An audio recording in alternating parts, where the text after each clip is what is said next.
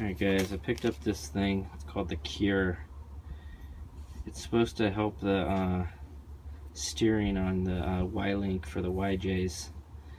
It may work on other vehicles, but I know this is for YJ, this specific one that I got. And what it does, it goes on the Y-Link in the front.